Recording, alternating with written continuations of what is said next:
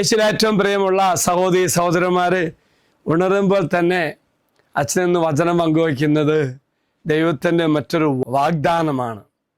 നമ്മുടെ വേദനയും നമ്മുടെ ദുഃഖങ്ങളെല്ലാം കാണുന്ന കർത്താവ്, അതിനെക്കുറിച്ച് ശക്തമായ അവബോധമുള്ള കർത്താവ്, എന്നോട് കാരുണ്യം കാണിക്കുന്ന കർത്താവ്, അതൊക്കെയാണ് ഇന്ന് നമ്മൾ ധ്യാനിക്കുന്നത്, പ്രാർത്ഥിക്കുന്നത്. അതിനെ അടിസ്ഥാനമാക്കിയുള്ള വചനഭാഗം പുറപ്പാടിൻ്റെ പുസ്തകം 3-ാം അധ്യായം 7, 8, 9 വാക്യങ്ങളാണ്. വചനം ഇപ്രകാരമാണ് വായിക്കുന്നത്: ഈജിപ്തിലുള്ള എൻ്റെ ജനത്തിൻ്റെ ക്ലേശങ്ങൾ ഞാൻ കണ്ടു, മേൽനോട്ടക്കാരുടെ ക്രൂരത കാരണം അവരിൽ നിന്ന് ഉയർന്നു വരുന്ന രോദനം ഞാൻ കേട്ടു. ദൈവം പറയുന്നതാണ്. വീണ്ടും കർത്താവ് പറയുക, അവിടെ യാതനകൾ ഞാൻ അറിയുന്നു.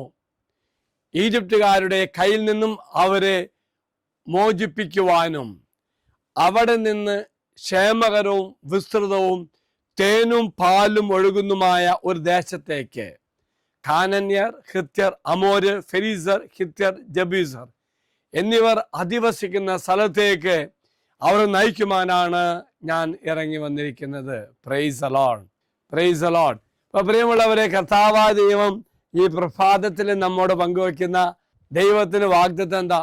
എൻ്റെ കരച്ചിലും എൻ്റെ ദുഃഖമെല്ലാം തമ്പുരാനെ ഒത്തിരി മനസ്സ് വേദനിക്കുന്നു. ഒരു മാനുഷികമായ ഒരു ചിന്തയിലൂടെ ദൈവത്തിൻ്റെ ഇടപെടൽ അനുഭവിക്കുവാനും എനിക്ക് മോചനം നൽകുവാൻ വേണ്ടി കർത്താവ് ആഗ്രഹിക്കുന്ന ഒന്നായി ഇവിടെ കാണുന്നുണ്ട്. അതിനുവേണ്ടി മോശയെ കർത്താവ് തിരഞ്ഞെടുക്കുക. അതാണ് ഈജിപ്തിലെ അടിമത്തത്തിൽ നിന്നും ഇസ്രായേൽക്കാരെ മോചിപ്പിക്കുവാനുള്ള തൻ്റെ പദ്ധതി ദൈവം വെളിപ്പെടുത്തുന്നു.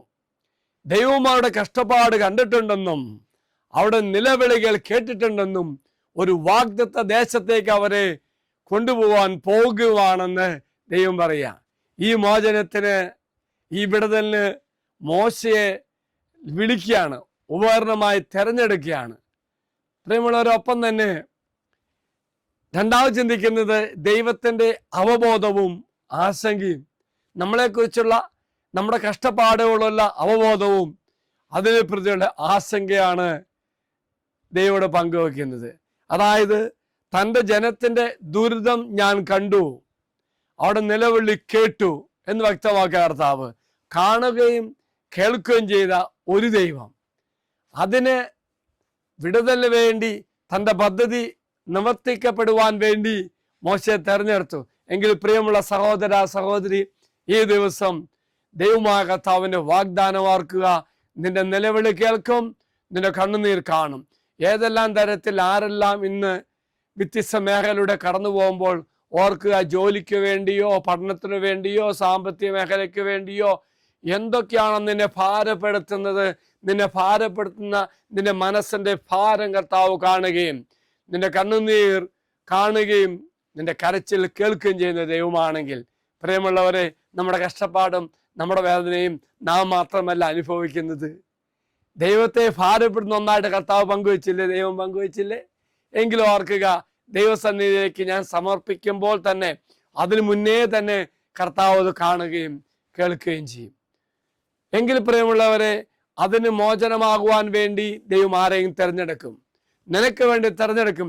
ഒരുപക്ഷെ നിന്റെ ഭവനത്തിലെ വിടുതലിന് വേണ്ടി മോശയെ പോലെ നിന്നെ തന്നെയായിരിക്കും തിരഞ്ഞെടുക്കുന്നത്. എങ്കിൽ നമുക്ക് പ്രാർത്ഥിക്കാം. കർത്താവേ, ഈ ദിവസത്തെ ഓർത്ത് നന്ദി പറയുന്നു. മോശയെ പോലെ ഞങ്ങളുടെ വിടുതലിന് വേണ്ടി ഒരാളെ ഉയർത്തണമേ. എന്നെ തന്നെയാണെങ്കിലും എനിക്ക് ശക്തി തരണമേ. ദൈവമേ, ഞാൻ തിരിച്ചറിയുന്നു, എൻ്റെ ഭാരവും വേദനയും ദുഃഖമെല്ലാം കാണുന്ന ദൈവമേ, എൻ്റെ മനസ്സിൻ്റെ ഭാരങ്ങൾ തിരിച്ചറിയുന്ന കർത്താവേ, ഈ ദിവസം അങ്ങ് എനിക്ക് വേണ്ടി പ്രവർത്തിക്കണമേ. ദൈവം എല്ലാവരും അനുഗ്രഹിക്കട്ടെ എന്ന് പ്രാർത്ഥിക്കുന്നു. ഈശ്വരാശീർവാദം തരാം.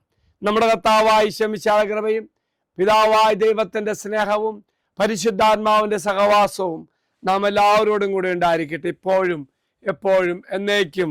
ആമേൻ. ഒരു നല്ല ദിവസം എല്ലാവർക്കും ആശംസിക്കുന്നു. എല്ലാവരും കർത്താവ് അനുഗ്രഹിക്കട്ടെ.